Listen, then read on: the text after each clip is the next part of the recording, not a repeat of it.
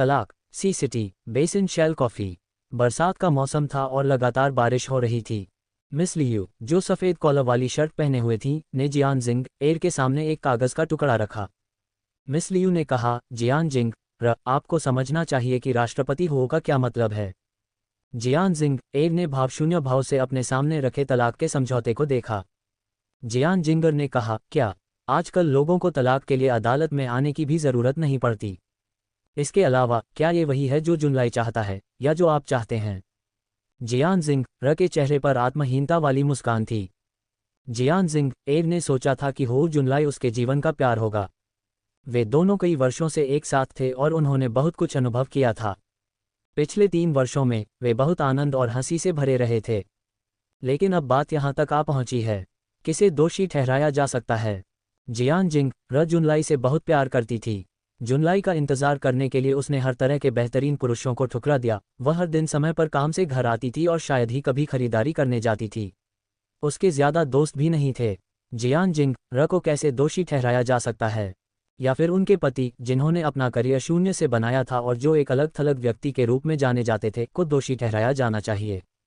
अब यह अर्थहीन था। मिस लियू के चेहरे पर तिरस्कार का भाव था और उन्होंने मजाकिया लहजे में कहा, जियानजिंग अब राष्ट्रपति हो को परेशान करने की कोई ज़रूरत नहीं है। तुम पहले वाकई बहुत अच्छी थी, लेकिन अब तुम उनके लायक नहीं रहीं। मिस्टर हो एक अंतर्राष्ट्रीय स्तर पर प्रसिद्ध सीईओ हैं। आप एक घटिया डॉक्टर हैं। इस बिंदु पर मिस लियू ने जानबूझकर एक पल के लिए रुककर धीरे धीरे आगे कहा, तलाक के कागजात पर जल्दी से हस्ताक्षर करना बेहतर है। सीधे शब्दों में कहें तो आप अभी राष्ट्रपति हो के साथ रहने के लायक नहीं हैं। राष्ट्रपति हो को भविष्य में एक और अधिक उत्कृष्ट व्यक्ति के साथ होना चाहिए। उन्हें निश्चित रूप से आप जैसे साधारण और अक्षम व्यक्ति के साथ नहीं होना चाहिए। जियानजिंग शांत और चुप रही। जब मिस लियू ने यह देखा तो उन्होंने तुरंत भौहें सिकुड़ते हुए कहा, राष्ट्रपति हो ने आपको पहले ही काफ़ी सम्मान दे दिया है। आपको ये जानना होगा कि भले ही आप इस पर हस्ताक्षर न करें, राष्ट्रपति हो के पास तलाक लेने का एक तरीका है। जियानजिंगर, इसे आगे मत खींचो। अतीत को पीछे छोड़ देना सभी के लिए बेहतर है। मिस लियू की बातें सुनकर जियानजिंग आत्महीनता से हंस पड़ी।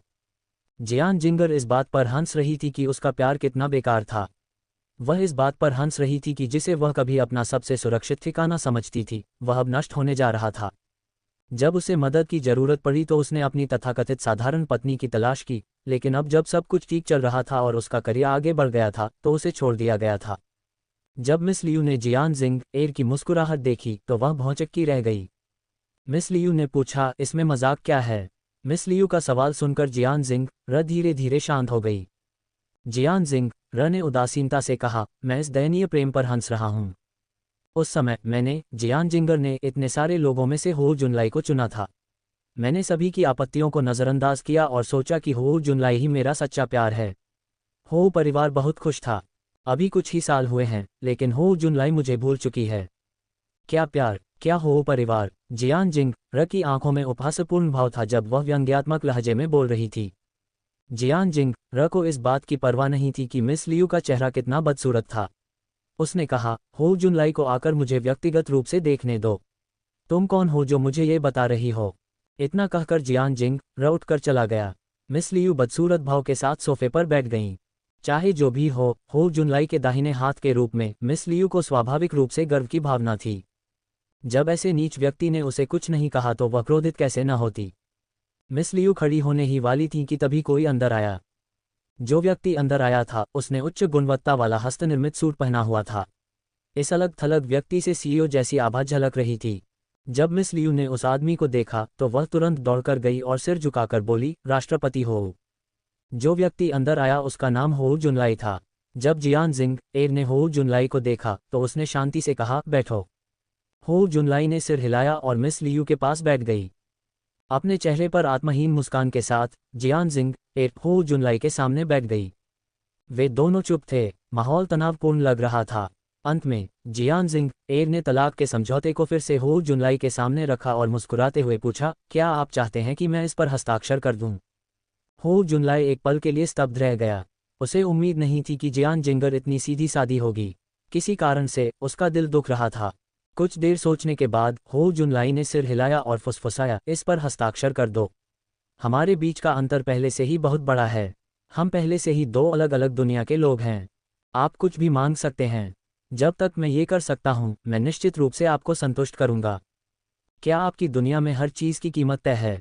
हो जुनलाई ने पहले ही अपनी सबसे बड़ी ईमानदारी दिखाई थी, इसलिए उनका मानना था कि इस दुनिया में कोई भी इस तरह के प्रस्ताव को अस्वीकार नहीं करेगा।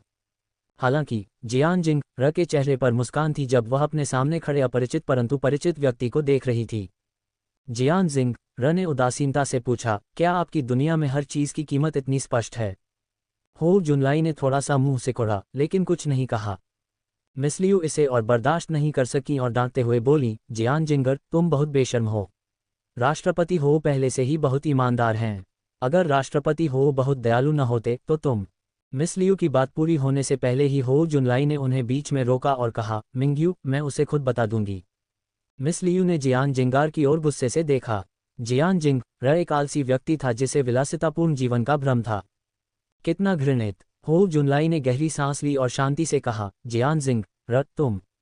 जुनलाई के बोलने का इंतजार किए बिना जियान जिंग एर ने हो जुनलाई को बीच में ही रोक दिया। जियान जिंगर ने तलाक के समझौते पर हस्ताक्षर करने के बाद मुस्कुराते हुए कहा, मैं समझती हूँ कि तुम्हारा क्या मतलब है। इस पर हस्ताक्षर करने के बाद हम अच्छे संबंधों के साथ अलग हो जाएंगे। मैं भविष्य में तुम्हें फिर से परेशान नहीं करूंगी। हम दिखावा करेंगे कि हम कभी मिले ही नहीं। मुझे तुम्हारा कुछ नहीं चाहिए। मुझे अपना जवाब मिल गया। बस इतना ही काफ़ी है। ऐसा कहकर जियान जिंग र खड़ी हो गई और हो जुनलाई को उसकी आंखों में आंसू देखने से रोकने के लिए घूम गई। अभी अभी जियान जिंग र ने हो जुनलाई की आंखों में ज़बरदस्ती का निशान ढूंढने की कोशिश की थी। दुर्भाग्य से जियान जिंग र चीज़ों के बारे में बहुत ज़्यादा सोच रहा था। हो जुनलाई की आंखों में जियान जिंग एर ने केवल गंभीरता और दृढ़ संकल्प देखा। पता चला कि हो जुनलाई वास्तव में तलाक चाहती थी। हो जुनलाई ने वास्तव में सोचा था कि जियान जिंग एर अब उसके लायक नहीं थी। क्या मजाक है। जियान जिंग र हंसने लगा। काफ़ी हंसने के बाद जियान जिंग र ने मुड़कर हो जुनलाई को मुस्कुराते हुए देखा। जियान जिंग एर ने कहा, 3 साल में बहुत कुछ बदल सकता है ना जुनलाई? ऐसा कहकर जियान जिंग र ने मुड़कर दृढ़ निश्चय के साथ वहां से प्रस्थान कर दिया। ये देखकर कि जियान जिंग र चला गया था, हो जुनलाई ने तुरंत राहत की सांस ली, लेकिन उसके चेहरे पर अकेलेपन का निशान दिखाई दिया। मिस लियू हो जुनलाई से बहुत परिचित थी, इसलिए निश्चित रूप से वह जानती थी कि हो जुनलाई इस समय सचमुच थोड़ा दुखी थी। चाहे जो भी हो, यह उनकी युवावस्था का रोमांस था, एक अमित स्मृति। जिस क्षण जियान जिंग र ने उस पर हस्ताक्षर किए, इसका मतलब था कि उनकी जवानी का रोमांस खत्म हो गया था। वह दुखी कैसे न हो सकता था। मिस लियू ने उसे दिलासा देते हुए कहा, प्रेसिडेंट हो, यह आपकी गलती नहीं है। आपने कुछ भी गलत नहीं किया। जियान जिंग र ही गलत है। अगर जियान जिंग र ने आपके नक्शे कदम पर चलने के लिए कड़ी मेहनत की होती और आपके जैसे ही स्तर पर रहता तो चीज़ें इस तरह खत्म नहीं होती। हो जुनलाई के चेहरे पर एक कड़वी मुस्कान उभरी जब वह खिड़की के बाहर हो रही बूंदाबांदी को देख रहा था और उदासीनता से बोला, मैं समझता हूँ, लेकिन मैंने उस व्यक्ति को खो दिया है जो मुझे सबसे ज़्यादा प्यार करता था। मिस लियू ने तुरंत कहा, राष्ट्रपति हो, भविष्य में कोई आपसे अधिक प्यार करेगा। ... ये परिवार के विला में। हो शियाओ यू चिल्लाया, माँ, हो गया। मेरे भाई और जियान जिंग र का तलाक हो गया है।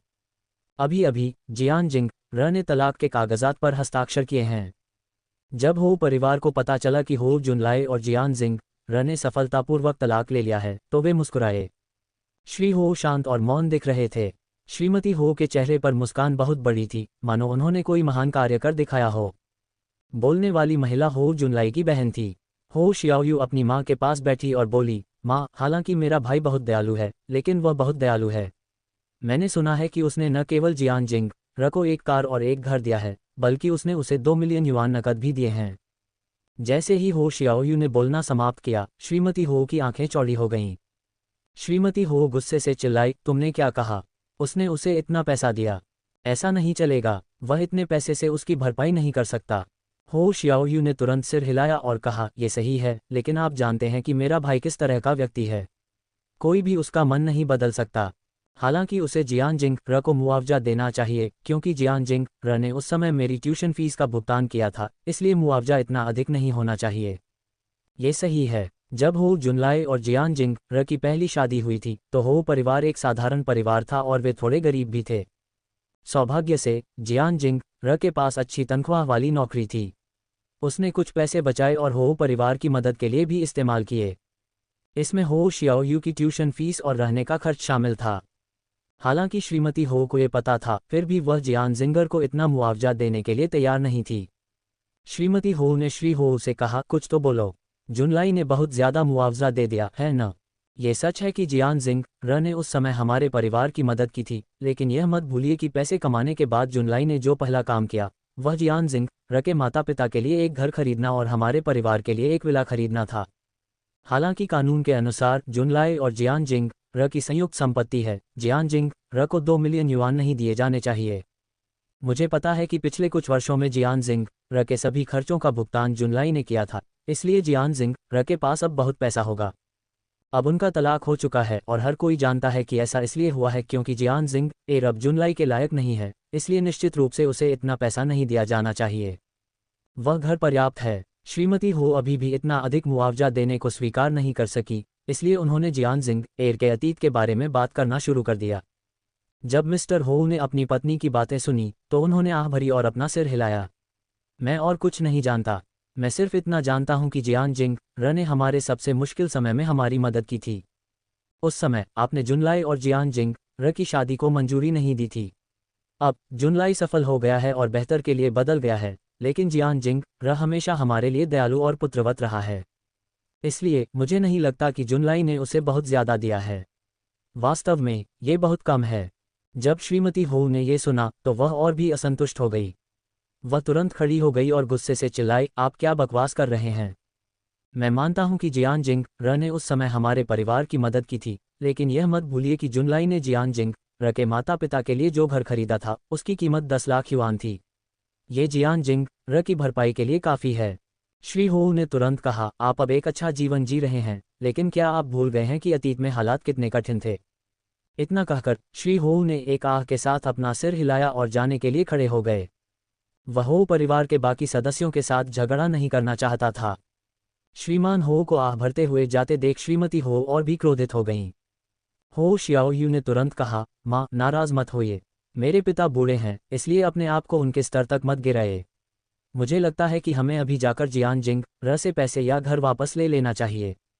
मेरे पति अब ठीक हैं, लेकिन उन्हें और अधिक व्यापारिक सौदों पर चर्चा करने के लिए एक अच्छी कार खरीदने की ज़रूरत है। मैं भी उनकी मदद करना चाहती हूँ। श्रीमती हो के पास अपना गुस्सा निकालने के लिए कोई जगह नहीं थी, इसलिए उन्होंने नाराजगी से कहा, काश तुम अपने भाई की तरह परिपक्व और सफल हो पाते। लेकिन कोई बात नहीं, पैसे तो लौटाने ही होंगे। जुनलाई ने पहले ही उसे बहुत सारा मुआवजा दे दिया है। श्रीमती हो ने निर्णय लिया कि उन्हें पैसे वापस लेने होंगे। फिर श्रीमती हो को कुछ सूझा और उन्होंने आगे कहा, जियान जिंगर भले ही दयालु दिखती हो, लेकिन वह बाहर से काफ़ी चालाक है। अगर हम दोनों ही होंगे तो जियान जिंगर निश्चित रूप से हमें यह नहीं देगी। क्या तुम्हें वह लड़की याद है जो तुम्हारे भाई का पीछा कर रही है? उसका नाम लियू शिन र है। उसे बुलाओ और हमारी मदद करो। हो शियाओयू ने सिर हिलाया और कहा, क्या आप सिस्टर शिन एर के बारे में बात कर रहे हैं? माँ, चिंता मत करो, ये सबसे पहले बहन शिन एर का विचार है। जब तक आप सहमत हैं, हम अभी जियान शिन एर की तलाश करेंगे और पैसे वापस लेंगे। बहन शिन एर के आसपास होने के कारण मुझे विश्वास नहीं है कि जियान शिन एर पैसे वापस नहीं करेगी। जब श्रीमती हो ने ये सुना तो उन्होंने तुरंत कपड़े पहने और जाने वाली थीं। श्रीमती हो ने कहा, चलो चलते हैं। मैं अपने बेटे की मेहनत की कमाई दूसरों को कैसे दे सकती हूँ? सी सिटी सेंट्रल रेजिडेंस। ये सी सिटी का सबसे बेहतरीन विला इलाका था। यहाँ रहने वाले सभी लोग सी सिटी के मशहूर लोग थे। विला में जियान जिंगर सोफे पर बैठी हुई आलीशान ढंग से सजाए गए घर को देख रही थी। ये बहुत ही अपरिचित होते हुए भी जाना पहचाना लग रहा था। उसे एक अवर्णनीय अनुभूति हुई। इस विला को जियान जिंग र और हो जुनलाई ने शुरू से ही बनाया था। ये भी उनके कठिन प्रयासों का नतीजा था। हालांकि जियान जिंग र को इस दिन के आने की उम्मीद थी, लेकिन उसने यह उम्मीद नहीं की थी कि यह इतनी जल्दी आ जाएगा। ऐसी घटना को रोकने के लिए जियान जिंग एर ने हो जुनलाई को खुश करने की पूरी कोशिश की थी। हालांकि अंत में जियान जिंग र की सारी सज्जनता निरर्थक थी। जियान जिंग र ने आह भरी और मेज पर रखी प्लेबॉय पत्रिका को देखा। कवर पर एक अलग और सुंदर आदमी था। जियान जिंग र ने देखा कि कैसे इस आदमी ने शुरुआत से ही सब कुछ शुरू कर दिया, लेकिन उसने यह उम्मीद नहीं की थी कि हो जुनलाई, जो कभी दूसरों की नज़र में उसके लायक नहीं थी, वह उसके स्तर से बाहर हो जाएगी। हो जुनलाई सी सिटी में एक बेहतरीन युवा उद्यमी बन गया था। एक खूबसूरत नवोदित के रूप में वह सी सिटी में अनगिनत युवा महिलाओं और लड़कियों के सपनों का राजकुमार बन गया था। जियान जिंग र ने खुद से कहा, ये सही है। एक हंक जो कुछ भी नहीं से आया और अब अरबों की संपत्ति रखता है, उसे अनगिनत खूबसूरत और आकर्षक लड़कियां पसंद कर रही हैं। मेरे जैसा एक अनाम डॉक्टर उसके लायक कैसे हो सकता है? जियान जिंग र ने आत्महीनता से मुस्कुराते हुए कहा। शायद वह पहले ही जुनलाई की प्रतिष्ठा पर एक दाग बन चुकी थी। जियान जिंग र ने आह भरते हुए पत्रिका मेज पर रख दी। वह उसे दोबारा नहीं देखना चाहती थी। जियान जिंग र ने फिर से घर की ओर देखा, फिर अपना सामान पैक करने और जाने के लिए खड़ी हो गई। इसी समय फोन बज उठा। जैसे ही उसने फोन उठाया, दूसरी तरफ से आवाज आई, चमत्कारिक डॉक्टर जियान, क्या अब आप फ्री हैं? जियान जिंग र का मूड ठीक नहीं था, इसलिए उसने फोन काट दिया। फोन बजता रहा। जियान जिंगर ने बस अपना फोन बंद कर दिया। वह अभी इसके मूड में नहीं थी। हालांकि जियान जिंग एर की आंखों में दया की झलक दिखी। चमत्कारी डॉक्टर जियान, बहुत समय हो गया था जब किसी ने उसे इस नाम से पुकारा था। हास्यास्पद, पिछले 3 सालों से जियान जिंगर बिना किसी निशान के गायब हो गई थी। उसे उम्मीद नहीं थी कि कोई उसे अब भी याद रखेगा। चमत्कारी डॉक्टर जियान का पता बहुत पुराना लग रहा था। समय इतना शक्तिशाली है कि वह हमेशा लोगों को अचंभित कर देता है। जियान जिंग र ने आत्महीनता से कहा, अन्य लोग मुझे चमत्कारी डॉक्टर जियान के रूप में सम्मान देते हैं, लेकिन जिस व्यक्ति से मैं सबसे अधिक प्यार करता हूं, वह मेरे साथ कचरे जैसा व्यवहार करता है। ये हास्यास्पद है। थोड़ी देर बाद जियान जिंग र शांत भाव से खड़ी हुई। शायद वे नहीं जानते थे कि वर्तमान जियान रुक्सिंग हो परिवार की पहुंच से बाहर का अस्तित्व था। इसी तरह किसी को पता नहीं चलेगा कि फोन के दूसरी तरफ कोई निराशाजनक स्थिति थी। डेमन प्रांत, शंघाई, प्राचीन ली परिवार के आंगन में। दानव प्रांत में हर कोई जानता था कि ली परिवार, जो दानव प्रांत के शीर्ष कुत्ते के रूप में जाना जाता था, चिंता और बेचैनी से भरा हुआ था। लीकुन ने दुखी होकर कहा, पिताजी, क्या अन्य लोग वास्तव में दादाजी को बचाने में असमर्थ हैं? जियान जिंगार बहुत असंवेदनशील है। ली परिवार का युवा स्वामी स्पष्टतः बहुत असंतुष्ट था। थप्पड़। अप्रत्याशित रूप से ली परिवार के मुखिया ने तुरंत लीकुन को थप्पड़ मार दिया। लीतियान का चेहरा सफेद हो गया था और वह दांत पीसते हुए लीकुन पर दहाड़ रहा था। लीकुन, चुप रहो। तुम मुझे डांट सकते हो, लेकिन चमत्कारी डॉक्टर जियान की बुराई नहीं कर सकते। अगर बात बाहर निकल गई तो तुम मर जाओगे। लीकुन वहीं दंग रह गया। उसके पिता, जिन्होंने बचपन से ही उस पर कभी हाथ नहीं उठाया था, वास्तव में उसे किसी ऐसे व्यक्ति के लिए थप्पड़ मार रहे थे जिसे उसने पहले कभी नहीं देखा था। और यह केवल इसलिए था क्योंकि लीकुन ने थोड़ी शिकायत की थी। ये सोचते हुए लीकुन ने बिना कुछ कहे अपना सिर नीचे कर लिया। ली परिवार के सभी लोग लीतियान की ओर देखने लगे। लीतियान ने अपने बेटे की ओर देखा और उदासीनता से कहा, मैं तुम्हें यह नहीं समझाऊंगा। बस इतना जान लो कि संत झांग को भी डॉक्टर जियान को अपना गुरु कहना पड़ता है। जैसे ही उसने ये कहा, ली परिवार चुप हो गया। संत झांग, वह एक अद्भुत चिकित्सक थे जिनके बारे में देश का हर व्यक्ति जानता था। ऐसा कहा जाता है कि संत झांग की चिकित्सा कुशलता मृतकों को भी पुनर्जीवित कर सकती थी। हालांकि ऐसे व्यक्ति को वास्तव में जियान जिंग र को अपना गुरु कहना था। ये तो बहुत ही भयानक था। लीकुन एक पल के लिए स्तब्ध रह गया, फिर उसका चेहरा तुरंत पीला पड़ गया। यहाँ तक कि ली परिवार भी ऐसे अस्तित्व को ठेस पहुंचाने की हिम्मत नहीं जुटा पाया। लेकिन लीकुन ने वास्तव में चमत्कार डॉक्टर जियान की बुराई करने का साहस किया। चमत्कारी डॉक्टर जियान ली परिवार को इस धरती से गायब करने में सक्षम था। ये सोचते हुए लीकुन घबराकर घुटनों के बल बैठ गया। पिताजी, अब मुझे पता चल गया है कि मैं गलत था। लीतियान ने अपने सबसे बड़े बेटे की ओर देखा, जिससे उसे बचपन से ही बहुत उम्मीदें थीं। कुछ देर चुप रहने के बाद उसने आह भरी और खिड़की के सामने खड़ा हो गया। लीतियान ने कहा, बेटा, मैं तुम्हें एक मौका दूंगा। चमत्कारी डॉक्टर जियान इस समय सी सिटी में हैं। जाओ और व्यक्तिगत रूप से चमत्कारी डॉक्टर जियान से माफ़ी मांगो। फिर सम्मानपूर्वक चमत्कारी डॉक्टर जियान को अपने दादा को बचाने के लिए वापस बुलाओ। जब लीकुन ने यह सुना तो उसने तुरंत सिर हिला दिया। लीतियान ने उसे चिंतित होकर याद दिलाया, जल्दी जाओ। जब तुम सी सिटी पहुंचो तो याद रखना कि चमत्कारी डॉक्टर जियान को नाराज मत करना। अगर तुम उसे नाराज करोगे तो। लीकुन ने तुरंत कहा, पिताजी, चिंता मत करो। मैं वादा करता हूं कि मैं कोई गलती नहीं करूंगा। लीतियान ने अपना हाथ हिलाया, लेकिन कुछ और नहीं कहा। लीकुन खड़ा हुआ और जाने के लिए मुड़ा। लीतियान ने फिर कहा, याद रखो, तुम्हारे दादाजी का जीवन तुम्हारे कार्यों पर निर्भर करता है। इस बिंदु पर लीकुन ने महसूस किया कि उस पर बोझ भारी और भारी होता जा रहा था, और वह जियान जिंग र के बारे में और भी अधिक उत्सुक हो गया। C City, Central Residence. Liu Xin र ने हो जियाओयू और श्रीमती हो को खदेड़ दिया। श्रीमती हो ने कहा, शिन एर, तुम सबसे अच्छी हो। जियान जिंग एर इतने सालों से एक अनाम डॉक्टर रही है। वह जुनलाई के योग्य कैसे हो सकती है? श्रीमती हो ने कार से उतरते ही लियूशिन र की प्रशंसा की। लियूशिन र ने केवल मुस्कुराकर विनम्रतापूर्वक कहा, नहीं मिस्टर हो मुझसे कहीं अधिक सक्षम हैं। मिस्टर हो के सामने मैं बस धूल का एक कण हूँ। हो शियाओयू ने अपने सामने स्थित आलीशान विला को उत्साह से देखा और गहरी सांस ली। बहुत समय नहीं बीता होगा जब यह विला हो शियाओयू का हो गया। हो शियाओयू अपने दिल में उत्साह को दबा नहीं सकी। हो शियाओयू ने तुरंत कहा, बहन शिन एर माँ यही है। मेरे भाई ने ये घर खरीदा है। जियान जिंग एर जैसे घटिया इंसान के पास ये कैसे हो सकता है? श्रीमती हो ने अपने सामने स्थित विला की ओर देखते हुए सिर हिलाया। लियूशिन र ने मन ही मन उपहास किया। हो परिवार लियूशिन र के लिए शीर्ष तक पहुंचने का एक कदम मात्र था। जब तक वह हो जुनलाई को पा सकती थी, लियूशिन र को विश्वास था कि हो परिवार में सब कुछ 2 साल से भी कम समय में उसका हो जाएगा। उस समय लियूशिन र निश्चित रूप से पूरे सी सिटी की शीर्षस्थ कुतिया बन जाएगी। वह ली परिवार के साथ प्रतिस्पर्धा करने में भी सक्षम हो सकती है।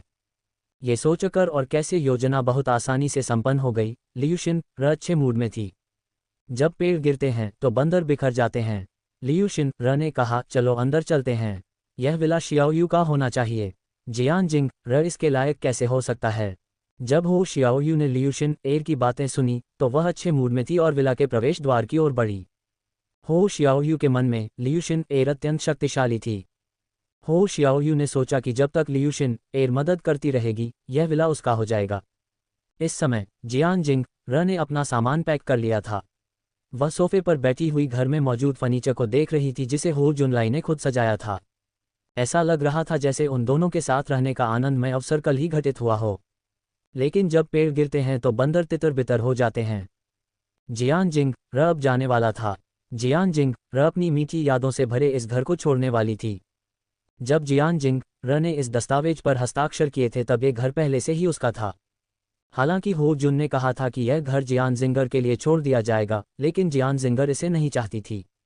ये सोचते हुए जियान जिंग एर ने हो जुनलाई की आंखों में गंभीरता और दृढ़ संकल्प के बारे में सोचा और उसने कहा कि वे अब एक ही दुनिया के लोग नहीं थे। अंत में जियान जिंग र अब उसके लायक नहीं था। पिछले 3 वर्षों से हालांकि जियान जिंग र साधारण थी, वह हमेशा अपने पति से दिल की गहराइयों से प्यार करती थी। जुनलाई की खातिर जियान जिंग र कुछ भी करने को तैयार थी। जियान जिंग एर ने बिना किसी शर्त के अपना दिल हो जुनलाई को दे दिया। बदले में उसे यही मिला। बदले में हो जुनलाई ने कहा कि वे एक ही दुनिया से संबंधित नहीं थे। बदले में उसे हो जुनलाई से भी तिरस्कार मिला। कितना हास्यास्पद है। ये कैसा प्यार था? ये तो किसी व्यापारिक सौदे जैसा था। जैसे ही जियान जिंग र के चेहरे पर आत्महीनता भरी मुस्कान आई, दरवाजे की घंटी बजी। जियान जिंग र को होश आया और वह भौचक्की रह गई। फिर उसने दरवाज़ा खोला। उसने दरवाजे के बाहर लोगों को खड़े देखा। जियान जिंग एर ने उत्सुकता से पूछा, माँ शियाओयू आप लोग यहाँ क्यों हैं? जियान जिंग र श्रीमती हो को अपनी माँ कहकर संबोधित करती थी। पिछले 3 सालों में जियान जिंग र को इसकी आदत हो गई थी। हालांकि श्रीमती हो ने भौहें सिकोड़ लीं, उनकी आंखें असंतोष और तिरस्कार से भरी थीं। श्रीमती हो ने तुरंत कहा, मुझे ऐसा मत कहो, मैं तुम्हारी माँ नहीं हूँ। हो शियाओयू ने जियान जिंग र की तरफ देखे बिना ही साफ साफ कहा, जियान जिंग र तुम्हें समझना होगा कि यह मेरे भाई का घर है। तुमने इसके लिए पैसे नहीं दिए हैं। हो शियाओयू के शब्द बहुत कठोर थे। जियान जिंग र अपनी भौहें सिकोड़ने से खुद को नहीं रोक सका। फिर उसने उस पोशाक वाली महिला की ओर देखा। वह लियू जिना थी। जियान जिंग र ने पूछा, आप कौन हैं? जैसे ही जियान जिंग र ने पूछा, हो शियाओयू ने उसे बीच में रोक दिया। हो शियाओयू ने कहा, चले जाओ। जियान जिंग र मैं बहन शिन र को अपना बड़ा विला दिखाना चाहता हूँ। हो शियाओयू ने जियान जिंग एर को धक्का दिया और अंदर चला गया। लियूशिन एर ने जियान जिंग एर को दया और उपहास से देखा। फिर वह श्रीमती हो और हो शियाओयू के साथ घर में दाखिल हुई। जियान जिंग र ने आह भरी लेकिन कुछ नहीं कहा। वह हो जुनलाई के साथ अच्छे संबंधों की उम्मीद कर रही थी। आखिरकार वे इतने लंबे समय से पति पत्नी थे, इसलिए चीज़ों को इतना खराब करने की कोई ज़रूरत नहीं थी। यह विचार मन में रखते हुए जियान जिंग र रसोई घर में गई और उन तीनों के लिए पानी डाला। हो शियाओयू ने उत्साह से घर को देखा। जल्द ही ये बड़ा विला उसका हो जाएगा। लियूशिन एर ने जियान जिंग एर की ओर अपनी भौहें उठाने से पहले लापरवाही से घर के चारों ओर देखा। लियूशिन र ने कहा, जियान जिंग तुम लोग पहले से ही तलाकशुदा हो, इसलिए बेहतर है कि अच्छे संबंधों के साथ अलग हो जाओ। यह विला तुम्हारा नहीं है। जियान जिंग ने भौहें सिकोड़ी। शुरू से लेकर अब तक उसने कभी इस विला को स्वीकार करने की योजना नहीं बनाई थी, तो लियूशिन ने ऐसा क्यों कहा? जियान जिंगर ने औपचारिकता नहीं निभाए और पलटकर कहा, मैं नहीं जानता कि आप कौन हैं, लेकिन ये हमारे परिवार का मामला है। एक बाहरी व्यक्ति के रूप में क्या आप बहुत ज्यादा दखलंदाजी और असभ्य नहीं हो रहे हैं? जब लियूशिन ने ये सुना तो उसके चेहरे पर तुरंत काले बादल छा गए। लियूशिन को उम्मीद नहीं थी कि जियान जिंग इस तरह बोलने की हिम्मत करेगी। वह तो बस एक बेकार चीज थी। उसे इतना आत्मविश्वास कहाँ से मिला? श्रीमती हो असंतुष्ट थीं। श्रीमती हो ने कहा, पारिवारिक मामला क्या है? जियान जिंगर, कुछ सम्मान रखो। जुनलाई ने पहले ही तुम्हें तलाक दे दिया है। अब हमारा तुमसे कोई लेना देना नहीं है। जुनलाई ने इतने सालों तक तुम्हारे जैसे बेकार आदमी को पाला है। क्या तुम अब भी मुफ्तखोरी जारी रखना चाहते हो? मैं तुम्हें बता दूं, मैं ही थी जिसने जुनलाई से तलाक लेने के लिए कहा था। तुम जैसी घटिया लड़की जुनलाई के साथ खड़े होने के लायक नहीं है। तुम पहले से ही इतनी किस्मत वाली हो कि तुमने उससे शादी कर ली, समझे? अरे साले, क्या तूने पिछले कुछ सालों में कुछ सुधार किया है? तू तो सिर्फ मुफ्तखोरी करना जानता है। श्रीमती हो के उपहास और रवैये ने जियान जिंग को स्तब्ध कर दिया और उसे बहुत गुस्सा आया। ... उसने क्या कहा? क्या ये घर जियान जिंग और हो जुनलाई का नहीं था? एक बाहरी व्यक्ति ने हस्तक्षेप करने की कोशिश की तो जियान जिंग ने पलटवार किया, लेकिन फिर उसकी सास ने उसका इस तरह अपमान किया। जियान जिंगार बेकार है। उसकी सास का उसे परेशान करने के लिए किसी बाहरी व्यक्ति को लाने का क्या मतलब था? जियान जिंग ने तलाक के कागजात पर हस्ताक्षर किए और वह हो जुनलाई की किसी भी संपत्ति को स्वीकार करने का इरादा नहीं रखती थी। लेकिन अब न केवल जियान जिंग को कोई आभार नहीं मिला, बल्कि उसे डांटा भी गया। कितना हास्यास्पद है। जियान जिंगार बेकार था। यदि जियान जिंग न होती तो क्या हो परिवार 3 साल पहले गरीबी से अमीरी में पहुंच गया होता। पिछले कुछ वर्षों में यदि जियान जिंग ने हो जुनलाई के लिए मार्ग प्रशस्त नहीं किया होता तो वह सामाजिक सीढ़ी पर कैसे चढ़ पाता। अब जब वह अपनी उपयोगिता खो चुकी थी तो उन्होंने उसे सड़क पर फेंक दिया और दोषारोपण का खेल भी खेला। कितनी बेशर्मी है। इस समय हो शियाओयू ने व्यंग्यात्मक लहजे में कहा, जियान जिंग मेरी माँ सही कह रही है। तुम में ऐसा क्या अच्छा है? मेरा भाई इतना उदार था कि उसने कुछ सालों तक तुम्हारे जैसे मुफ्तखोर की देखभाल की। अगर वह इतना नर्म दिल न होता तो उसने बहुत पहले ही तलाक ले लिया होता। अब ये पहले से ही काफ़ी है कि मेरे भाई ने तुम्हें इतना कुछ दिया। तुम इस विला के बिल्कुल भी लायक नहीं हो। क्या तुम समझती हो? जब जियान जिंगर ने यह सुना तो वह मुस्कुराती हुई खड़ी हो गई। फिर उसने उदासीनता से कहा, चूंकि तुम मेरा अपमान करने आए हो इसलिए कृपया चले जाओ। मैं तुम लोगों को बाहर नहीं देखूंगी। मेरा अब हो परिवार से कोई लेना देना नहीं है। जियान जिंगर ने अपने दिल में गुस्से को दबा लिया। वह वास्तव में अच्छे संबंधों के साथ अलग होना चाहती थी और परेशानी पैदा नहीं करना चाहती थी। जियान जिंग बिना किसी परेशानी के इस शादी को खत्म करना चाहती थी। हालांकि इस समय लियूशिन ने कहा, उसने कहा, जियान जिंग तुम्हें ही यहाँ से चले जाना चाहिए। ये वह घर है जिसे हो जुनलाई ने खरीदा था। इसका तुमसे क्या लेना देना है? ये हो परिवार का घर है। मुझे मत बताना कि तुम कुछ सालों तक मुफ्तखोरी करने के बाद इस घर को हड़पना चाहते हो। जब जियान जिंग ने देखा कि लियू जिंग मतभेद पैदा कर रही है तो जियान जिंग की आंखों में गुस्से की एक झलक दिखाई दी। थप्पड़। पूरे घर में एक तीखी आवाज गूंज उठी। फिर जियान जिंग ने धीरे से अपना हाथ पीछे खींच लिया। जियान जिंगर ने उदासीनता से कहा, यह हमारे परिवार का मामला है। मेरी आलोचना करना तुम्हारा काम नहीं है। हो शियाओयू ने दहाड़ते हुए कहा, जियान जिंग तुम्हारी हिम्मत कैसे हुई? तुमने बहन शिन को मारने की हिम्मत कैसे की? जैसे ही वह बोली, हो जियाओयू गुस्से में जियान जिंगार की ओर दौड़ी। जियान जिंग ने हो शियाओयू का हाथ पकड़ा और शांति से कहा, मेरी दयालुता का फायदा मत उठाओ। अगर मैं तुम्हें गंभीरता से नहीं लूंगा तो तुम कुछ भी नहीं हो। क्या तुम समझती हो? कलाई में दर्द के कारण हो शियाओयू अवाक रह गई। हो जियाओयू को उम्मीद नहीं थी कि जियान जिंगार इतना मजबूत होगा।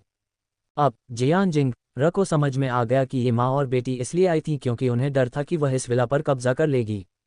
ये बहुत मज़ेदार था, बहुत मज़ेदार। जियान जिंग ने हो परिवार को जो लाभ पहुंचाया था वह इस विला के मूल्य से कहीं अधिक था। लेकिन अब हो परिवार क्या कर रहा था? उन्होंने उससे मुंह मोड़ लिया। जियान जिंग खुद को इतना बेशर्म नहीं बना सकी। इस समय श्रीमती हो स्तब्ध रह गईं। उसने यह उम्मीद नहीं की थी कि हो जुनलाई द्वारा त्याग दिया गया एक घटिया डॉक्टर उनके साथ इस तरह का व्यवहार करने की हिम्मत करेगा। श्रीमती हो ने दहाड़ते हुए कहा, जियान जिंग, तुम कूड़े के टुकड़े हो। शियाओ यू को तुरंत छोड़ दो। इससे पहले कि श्रीमती हो अपनी बात पूरी कर पाती, उन्होंने एक दहाड़ सुनी। लियू शिन ने अपना सूजा हुआ चेहरा ढकते हुए जियान जिंग पर चिल्लाते हुए कहा, जियान जिंग, ऐसा लगता है कि आप इसे कठिन तरीके से करना चाहते हैं। जियान जिंग ने हो शियाओयू को एक तरफ फेंक दिया, जैसे कि वह कचरा फेंक रही हो। फिर उसने लियू शिन को देखा और शांति से कहा, तुम खुद को क्या समझती हो? जियान जिंग ने उदासीनता से लियू शिन को देखा। एक पल में लियू शिन को लगा जैसे उसके सामने वाला व्यक्ति लूसीफर था। लियू शिन इतनी भयभीत थी कि वह बोलने की हिम्मत नहीं जुटा पाए। श्रीमती हो चिल्लाईं, जियान जिंगार। श्रीमती हो को पता नहीं था कि क्या कहना है, इसलिए वह केवल जियान जिंग को घूर सकती थी और गुस्से में दहाड़ सकती थी। जियान जिंग ने अपना फ़ोन निकाला और शांति से कहा, क्या तुम्हें यह विला नहीं चाहिए? ज़रूर, मैं जुनलाई को फ़ोन करूंगी और देखूंगी कि वह क्या कहता है। जब तक हो जून कहता है कि तुम लोग इसे ले सकते हो, मैं यहाँ कुछ भी नहीं लूँगा। चिंता मत करो, ये चीज़ें मेरे लिए बेकार हैं। जब श्रीमती हो और हो शियाओयू, जो होश में आ गई थीं, ने जियान जिंग की हरकतें देखीं तो वे तुरंत घबरा गईं। श्रीमती हो ने आगे बढ़कर जियान जिंग के हाथ से फ़ोन भी छीन लिया। जियान जिंग खुशी से मुस्कुराया। जैसा कि अपेक्षित था, हो परिवार की माँ और बेटी ने हो जुनलाई को यह नहीं बताया कि वे विला पर कब्जा करना चाहती हैं। जियान जिंग हो जुनलाई को अच्छी तरह से जानता था। वह ऐसा घिनौना काम नहीं करेगा। आखिरकार हो जुनलाई को अब एक महान दर्जा प्राप्त हो गया था। हो जुनलाई के पास पैसे की कोई कमी नहीं थी। हो जुनलाई की नज़र में ये घर शायद इतनी परेशानी के लायक नहीं था। हो जुनलाई चाहती थी कि जियान जिंग के साथ संबंध पूरी तरह से टूट जाएं। ... लियू शिन और भी क्रोधित हो गई। लियू शिन को उम्मीद नहीं थी कि वह कूड़े के एक टुकड़े से डर जाएगी। जब वह होश में आए तो लियू शिन जियान जिंग के चेहरे को खरोंचने के लिए आगे बढ़ी। जियान जिंग ने घृणा से मुस्कुराया। जियान जिंग ने लियू जिंग के कर्कश व्यवहार को बिल्कुल भी गंभीरता से नहीं लिया। जियान जिंग ने लियू शिन के तीखे नाखूनों को आसानी से चकमा दिया और लियू शिन के चेहरे पर थप्पड़ मारने के लिए अपना हाथ उठाया। लियू शिन की नाक तुरंत टूट गई। एक क्षण के लिए उसकी नाक से खून बहने लगा। तुम मेरे हाथों मरोगे। जैसे ही लियू शिन ने अपनी नाक ढक ली, जियान जिंग ने लियू शिन को लात मार दी। लियू शिन कुछ ही दूरी पर फर्श से छत तक लगे दर्पण से टकरा गई और दर्पण टूट गया। लियू शिन जमीन पर लेटकर रोने लगी। उसकी चीखें वध किए जा रहे सुअर की चीखों जैसी दयनीय थीं। जियान जिंग ने बिल्कुल भी पीछे नहीं हटना चाहा। लियू शिन के साथ व्यवहार करते समय वह नर्म दिल नहीं हो सकी। श्रीमती हो और हो शियाओयू को उम्मीद नहीं थी कि जियान जिंग इतना निर्दयी होगा, इसलिए वे कुछ कदम पीछे हटने से खुद को रोक नहीं सके। वे दोनों आश्चर्य से जियान जिंग को देखने लगे। जियान जिंग इतना क्यों बदल गया था? पहले जियान जिंगर डरपोक थी, यहाँ तक कि अगर उसे डांटा भी जाता तो वह पलटकर जवाब देने की हिम्मत नहीं करती थी, किसी को मारना तो दूर की बात थी। अब उसने वास्तव में लियू शिन पर हमला करने का साहस किया। दरअसल ऐसा नहीं था कि जियान जिंगर बदल गई थी, उसके पास हमेशा से ऐसी ताकत थी। अतीत में जियान जिंग ने सब कुछ सहन करने की पूरी कोशिश की, क्योंकि वह नहीं चाहती थी कि बाहरी लोग गपशप करें और वह केवल हो जुनलाई के साथ शांतिपूर्ण जीवन जीना चाहती थी। लेकिन इस समय जियान जिंग को और क्या परवाह हो सकती है? जियान जिंग ने लियू शिन की ओर देखा और ठंडे स्वर में कहा, तुम अपनी हद से ज्यादा बड़ी हो। अभी बाहर निकलो और मुझे दोबारा मत देखना, नहीं तो मैं तुम्हें पीटूंगा। लियू शिन की पिटाई करने के बाद जियान शिन को काफी बेहतर महसूस हुआ। सरल शब्दों में कहें तो लियू शिन आज एक मुक्केबाजी बैग थी। वह मूर्ख थी जिसने खुद को मुक्केबाजी का थैला मानने की पहल की। लियू शिन धीरे धीरे होश में आए और उसने रोना बंद कर दिया। उसने कभी ऐसा अपमान नहीं झेला था। जब से वह छोटी थी, लियू शिन हमेशा दूसरों को परेशान करने वाली अकेली लड़की रही थी। ये पहली बार था जब उसे इस तरह पीटा गया था। उसके आने से पहले लियू शिन ने श्रीमती हो और हो शियाओयू के सामने शेखी बघारी थी कि वह निश्चित रूप से जियान जिंग को भागने पर मजबूर कर देगी। वह इस अवसर का उपयोग दिखावा करने के लिए करना चाहती थी। अब जबकि जियान जिंग ने उसे सबक सिखा दिया था, लियू शिन ने अपमानित महसूस किया। लियू शिन ने दांत पीसते हुए कहा, जियान जिंग तुम कुतिया, एक दिन मेरे हाथों मरोगी। लियू शिन ने क्रूर भाव से निर्दयतापूर्वक कहा। लियू शिन को एहसास हुआ कि वह जियान जिंग को हरा नहीं सकती, लेकिन वह खुद को शर्मिंदा नहीं करना चाहती थी, इसलिए वह कुछ सम्मान हासिल करने के लिए केवल कुछ निर्दयी शब्द कह सकती थी। लियू शिन र ने जानलेवा भाव से कहा, तुम सिर्फ लड़ाई करने में माहिर हो। मैं लियू परिवार की सबसे बड़ी बेटी हूँ और लियू परिवार की आंखों का तारा हूँ। मेरे लिए तुम जैसे घटिया इंसान को मारना आसान है। बस तुम इंतज़ार करो, मैं तुम्हें बताऊंगी कि जब तुम ऐसे लोगों को नाराज़ करोगे जिन्हें तुम नाराज़ नहीं कर सकते तो क्या होगा। लियू शिन एर ने पहले ही एक योजना बना ली थी। जब समय आएगा तो वह निश्चित रूप से जियान जिंग एर को तब तक प्रताड़ित करेगी जब तक वह मरना नहीं चाहेगी, लेकिन अभी नहीं। लियू शिन र के बोलने के बाद वह उठकर बाहर भाग गई। उसे डर था कि जियान जिंग र उसे पकड़ लेगा और उसे पीटना जारी रखेगा। जब श्रीमती हो ने देखा कि लियू शिन एर भाग गई है तो उसने तुरंत हो शियाओयू को बाहर निकाला और कहा, शियाओयू चलो जल्दी से चलते हैं। हो शियाओयू बहुत क्रोधित थी। यह विला उसके दिमाग में लंबे समय से था, इसलिए उसने दुखी होकर कहा, हम ऐसे ही जा रहे हैं। क्या आप विला जियान जिंग र को देने की योजना बना रहे हैं? श्रीमती हो ने व्यंग्य करते हुए कहा, घबराने की क्या बात है। जियान जिंग र ने लियू परिवार की सबसे बड़ी बेटी को नाराज कर दिया है। मिस लियू द्वारा जियान जिंग र को मौत के घाट उतारने के बाद भी विला हमारा ही रहेगा। अपनी मां की बातें सुनने के बाद हो शियाओयू को तुरंत बेहतर महसूस हुआ। हालांकि हो शियाओयू ने भौहें सिकुड़ते हुए कहा, लेकिन अगर मिस लियू जियान जिंग एर को नहीं मार सकती हैं तो क्या विला अभी भी उनका नहीं होगा। श्रीमती हो मिस लियू पर बहुत भरोसा करती थी, इसलिए उन्होंने दुख जताते हुए कहा, जियान जिंग र एक बेकार चीज़ है, जबकि मिस लियू लियू परिवार की संपत्ति है। अब जब जियान जिंग र ने मिस लियू को मारा है तो क्या लियू परिवार उसे छोड़ देगा? वे उसे मार देंगे। जब हो शियाओयू ने अपनी मां की बातें सुनी तो उसके चेहरे पर मुस्कान आ गई और उसने मुस्कुराते हुए कहा, यह सही है। जियान जिंग र जैसा बेकार व्यक्ति लियू परिवार का विरोध कैसे कर सकता है? लियू परिवार के लिए ऐसे बेकार व्यक्ति से निपटना आसान होगा। श्रीमती हो शियाओयू के साथ विला से ऐसे चली गईं जैसे कुछ हुआ ही ना हो। जियान जिंग र ने उपहास किया। चूंकि लियू शिन र भाग्य को ललचा रही थी, इसलिए जियान शिन र केवल उसकी इच्छा पूरी कर सकती थी। डिंग डिंग डिंग, विला के दरवाजे की घंटी फिर बजी। जब जियान जिंग र ने दरवाजा खोला तो बाहर 10 से अधिक मेबैक गाड़ियां खड़ी थीं। कार के पास सूट पहने कई अंगरक्षक खड़े थे। सामने खड़ा व्यक्ति स्पष्टतः एक धनी युवा स्वामी था। ये युवा स्वामी ली परिवार का युवा स्वामी लीकुन था। लीकुन सीधे सी सिटी के लिए उड़ान भरी। जैसे ही वह उतरा, वह तुरंत अपने आदमियों के साथ वहां पहुंचा। जियान जिंग र ने असमंजस में पूछा, आप क्या चाहते हैं? लीकुन को याद आया कि उसके पिता ने क्या कहा था, तो वह दिखावा करने की हिम्मत कैसे कर सकता था। उसने एक सौम्य मुस्कान के साथ पूछा, क्या आप चमत्कारी डॉक्टर जियान हैं? जियान जिंग र पहले तो हैरान रह गई। सालों से किसी ने उसे इस नाम से नहीं पुकारा था। जियान जिंग र ने अधीरता से कहा, यह सही है। यह मैं ही हूँ। मेरा समय बर्बाद मत करो। अगर तुम्हें कुछ कहना है तो जल्दी से कहो। पीड़ित पहले शिकायत करता है। ये सुनकर लीकुन दंग रह गया। वह आश्चर्यचकित था। लीकुन ने हमेशा सोचा था कि प्रसिद्ध चमत्कारी डॉक्टर जियान सफ़ेद बालों वाला एक बूढ़ा आदमी होगा। हालांकि उसे उम्मीद नहीं थी कि चमत्कारी डॉक्टर जियान उसकी उम्र की एक युवा महिला होगी। चाहे वह उसे कैसे भी देखे, वह महान चमत्कारी डॉक्टर जियान की तरह नहीं दिखती थी। दूसरी ओर सी सिटी के फर्स्ट पीपुल्स हॉस्पिटल के वार्ड में हो जियाओयू ने लियू शिन र को सावधानी से दलिया खिलाया। लियू शिन र बहुत दुखी दिख रही थी और समय समय पर रो रही थी। दरअसल ये सब नाटक था। लियू शिन र को केवल सती चोटें ही आई थीं। वह अस्पताल आए और हो शियाओयू से उसकी सेवा करने के लिए कहा ताकि हो जुनलाई उस पर अधिक ध्यान दे सके। लियू शिन र दर्द से चिल्लाए, आह बहुत दर्द हो रहा है। कुछ देर रोने के बाद लियू शिन र ने हो शियाओयू की ओर देखा और पूछा, क्या तुम्हारा भाई आ रहा है या नहीं? अभी समय क्या हुआ है? हो शियाओयू ने तुरंत कहा, मैंने अपने भाई को फ़ोन किया। उसने कहा कि वह थोड़ी देर में तुमसे मिलने आएगा। जैसे ही हो शियाओयू ने बोलना समाप्त किया, हो जुनलाई अंदर आ गई। हो जुनलाई ने अपने मांसल शरीर पर एक फिटिंग सूट पहना हुआ था। उसका अलग और सुंदर रूप लियू शिन र को मंत्रमुग्ध कर रहा था। काफी समय के बाद लियू शिन र को होश आया।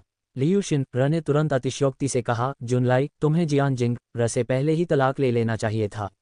वह पागल है। उसने मुझे देखते ही पीटना शुरू कर दिया। हो जुनलाई ने उदासीनता से कहा, मैं जियान जिंग र को बहुत अच्छी तरह से जानता हूँ। वह किसी को नहीं मारेगी। लियू शिन र का गला रुंध गया और उसने कहा, जुनलाई, मैं सच कह रहा हूँ। लियू शिन र की आंखों से आंसू बह निकले और उसने रुंधी हुई आवाज में कहा, अगर आपको मेरी बात पर यकीन नहीं है तो आपकी बहन गवाही दे सकती है। उसने पूरी प्रक्रिया देखी है। ये सुनकर हो जुनलाई ने हो शियाओयू की ओर देखते हुए गंभीर भाव से कहा, शियाओयू, क्या ये सच है? मुझे सच बताओ। हो शियाओयू ने तुरंत गुस्से से कहा, ये सही है। जियान जिंग एक पागल है। भाई, तुम उसे बिल्कुल नहीं समझते। अतीत में वह तुम्हें धोखा देने के लिए विनम्र होने का नाटक कर रही थी। हो जुनलाई ने भौहें सिकोड़ी। हो शियाओयू ने शिकायत की, भाई, मैं तुमसे झूठ क्यों बोलूंगी? तुम मेरे भाई हो। जियान जिंग को लगता है कि चूंकि तुम दोनों का तलाक हो चुका है, इसलिए उसे अभिनय जारी रखने की जरूरत नहीं है। यह उसका असली स्वभाव है। हो जुनलाई चुप था, लेकिन उसे अभी भी जियान जिंग पर विश्वास था और उसने शांति से कहा, मैं जियान जिंग को फ़ोन करूंगा और उससे पूछूंगा। इतना कहते ही हो जुनलाई ने अपना फ़ोन निकाला और कॉल किया। जल्द ही कॉल उठा ली गई। हो जुनलाई ने पूछा, जियान जिंग मुझे तुमसे कुछ पूछना है। क्या तुमने लियूशिन को घायल किया है? मुझे सच बताओ। फ़ोन के दूसरी तरफ जियान जिंग ने शांति से कहा, यह सही है। मैंने उसे पीटा है। जब हो शियाओयू ने जियान जिंग को ये स्वीकार करते हुए सुना तो उसने तुरंत कहा, भाई, तुमने सुना? जियान जिंग ने स्वीकार किया कि उसने शिन को घायल किया है। ये स्पष्ट है कि वह किस तरह की व्यक्ति है। हो जुनलाई को तुरंत गुस्सा आ गया और उसने पूछना जारी रखा, लोगों को मारने का तुम्हें क्या अधिकार है? जियान जिंगर ने अधीरता से कहा, आपको अपनी अच्छी बहन और उस बेवकूफ़ से पूछना होगा जिसका उपनाम लियू है। मेरे पास अभी भी कुछ है, इसलिए मैं फ़ोन रख रही हूँ। ये कहते हुए जियान जिंग ने फ़ोन रख दिया। ये पहली बार था जब जियान जिंग ने उन दोनों की मुलाकात के बाद से फ़ोन पहले रखा था। जब हो जुनलाई ने फ़ोन कॉल को देखा जो कट चुका था, तो उसे अचानक थोड़ी निराशा महसूस हुई। हो जुनलाई ने अपनी बहन और लियूशिन की ओर देखते हुए पूछा, जियान शिन ने तुम्हें क्यों मारा? हो शियाओयू और लियूशिन तुरंत घबरा गए। आखिरकार वे ही थे जिन्होंने पहले बदतमीजी से बात की थी और जियान जिंग को नाराज़ किया था। गलती तो उनकी थी, जियान जिंग की नहीं। हो जुनलाई ने विला जियान जिंग को दे दिया, लेकिन हो शियाओयू जियान जिंग को विला उसे देने के लिए मजबूर करना चाहती थी। अगर हो जुनलाई को पूरी कहानी पता चल गई तो वह निश्चित रूप से बहुत क्रोधित होगा। एक पल के लिए लियूशिन को कोई बहाना नहीं सूझा, इसलिए वह सिर्फ बातें ही बना सकी। मैं वहां कुछ तय करने गई थी, लेकिन जियान जिंग ने अचानक मुझ पर हमला कर दिया।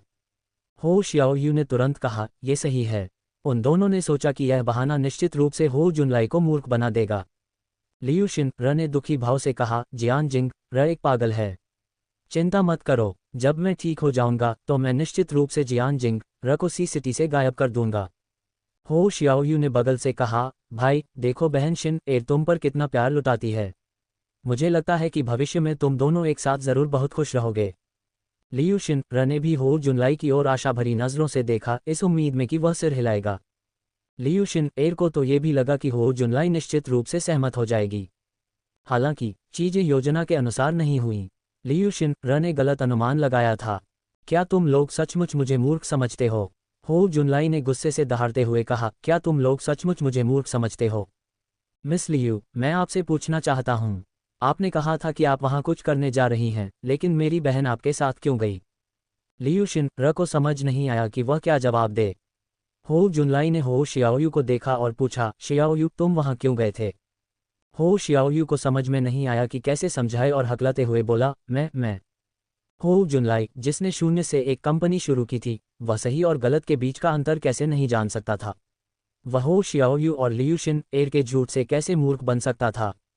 मूलतः हो जुनलाई हो शियाओयू और लियूशिन पर विश्वास करती थी।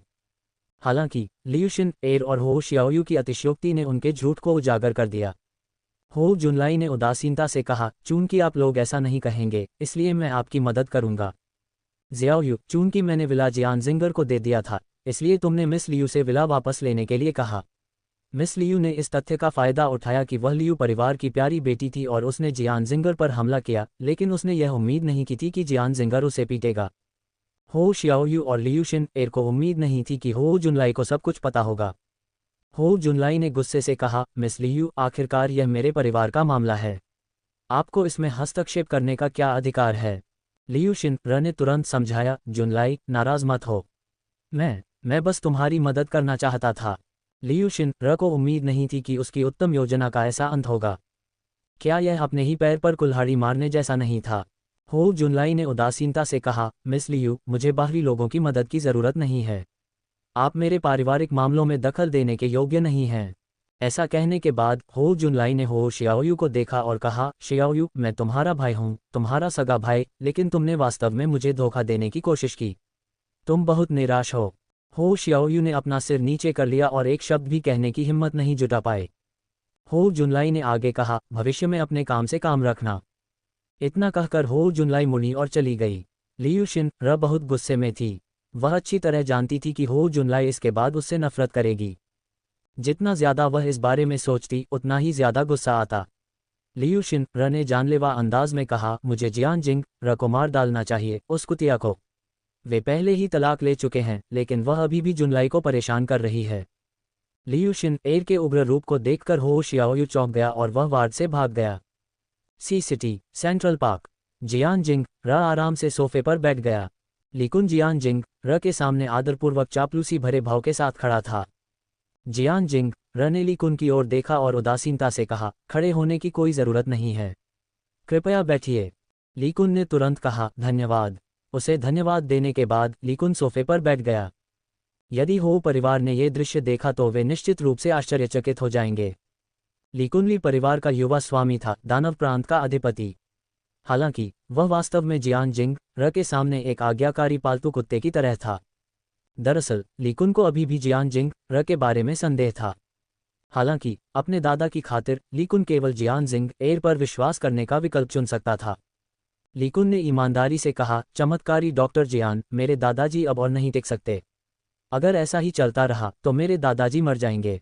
कृपया मेरे दादाजी को बचाएं। जियान जिंग र को ओल्ड मास्टर ली की स्थिति के बारे में पता था। यह कोई गंभीर बात नहीं थी, इसका इलाज करना बहुत आसान था। जियान जिंग र ने कहा, लोगों के साथ व्यवहार करते समय मेरे कुछ नियम हैं। ये सुनकर लीकुन थोड़ा उलझन में पड़ गया। जियान जिंग र ने पानी का घूंट लिया और आगे कहा, नियम सरल हैं। आपको इलाज से पहले जमा राशि जमा करनी होगी। लीकुन ने तुरंत कहा, यह आसान है। लीकुन ने जल्दी से अपनी जेब से अपना बैंक कार्ड निकाला और उसे सम्मानपूर्वक जियान जिंगर के सामने रखते हुए कहा, यह डेमन प्रांत बैंक का गोल्ड मेंबरशिप कार्ड है। इसमें 30 मिलियन युआन हैं। मैंने इसे बहुत पहले ही तैयार कर लिया था। जियान जिंग र ने कार्ड नहीं लिया।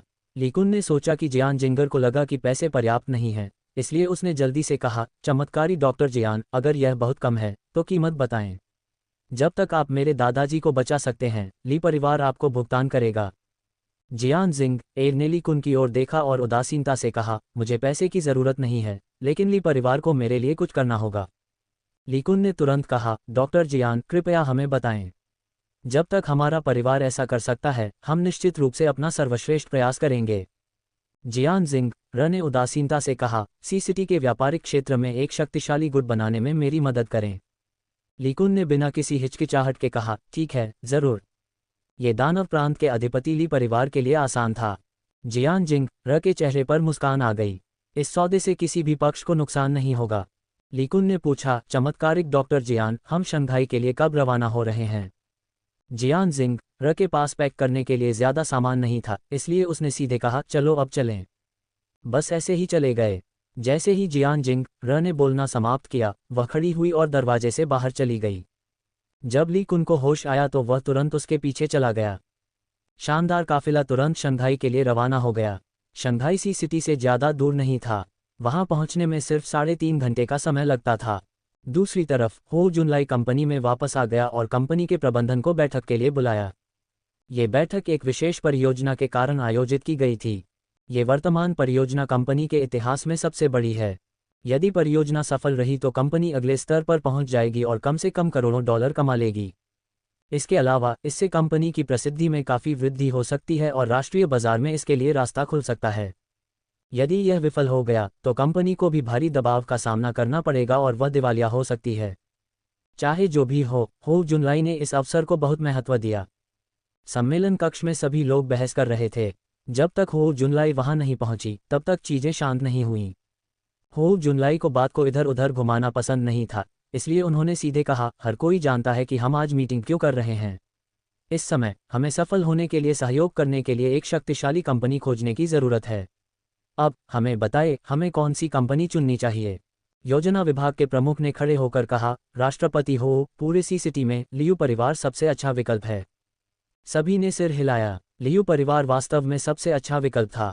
हो जुनलाई चुप रही। नियोजन विभाग के प्रमुख ने आगे कहा, राष्ट्रपति हो, सी सिटी में कई बड़ी कंपनियां हैं, लेकिन केवल लियू परिवार ही एक ऐसी कंपनी के साथ सहयोग करने को तैयार है जो अभी अभी स्थापित हुई है। अन्य कंपनियों ने हमारी उपेक्षा की। इसके अलावा लियू परिवार की सबसे बड़ी बेटी वर्तमान में आपके पीछे लगी हुई है। ये कंपनी के लिए एक अच्छा अवसर है। उपस्थित अनेक नेताओं का भी यही विचार था। हो जुनलाई थोड़ा असहाय था। वह लियू शिन एयर की योजनाओं के बारे में जानता था और यह भी कि लियू शिन एयर एक अच्छा व्यक्ति नहीं था। हालांकि कोई और विकल्प नहीं था। कंपनी की खातिर हो जुनलाई केवल यही विकल्प चुन सकती थी। हो जुनलाई ने कहा, प्रोजेक्ट पर कड़ी नज़र रखें। जहां तक सहयोग की बात है, मैं इसे संभाल लूंगा। बैठक स्थगित की जाती है। इतना कहकर हो जुनलाई मुड़ी और चली गई। कार्यालय में बैठे हुए हो जुनलाई ने लंबे समय तक सोचा और अंततः लियू कॉर्पोरेशन को चुना। कंपनी छोड़ने के बाद हो जुनलाई सीधे अस्पताल पहुंचे। लियू शिन को चिंता थी कि भविष्य में उसे हो जुनलाई से संपर्क करने का मौका नहीं मिलेगा। अंत में हो जुनलाई वास्तव में अपने आप वापस आ गया। इससे लियू शिन बहुत खुश हुई। हो जुनलाई ने कहा, मैं आपके लिए कुछ खाना लाया हूं। हो जुनलाई ने लंच बॉक्स को साइड में कैबिनेट पर रख दिया और लियू शिन एयर की ओर मुस्कुराया। हो जुनलाई ने खुद को मुस्कुराने पर मजबूर किया। हो जुनलाई को लियू शिन एयर से बहुत नफरत थी, लेकिन कंपनी की खातिर उसके पास खुद को मुस्कुराने के लिए मजबूर करने के अलावा कोई विकल्प नहीं था। लियू शिन ने धीरे से कहा, धन्यवाद जुनलाई। अगर मैं भविष्य में हर दिन आपके द्वारा भेजा गया भोजन खा सकूं तो मैं निश्चित रूप से जल्दी ठीक हो जाऊंगा। लियू शिन एयर की निगाहें देखकर हो जुनलाई ने मुड़कर वहां से चले जाने का मन बनाया।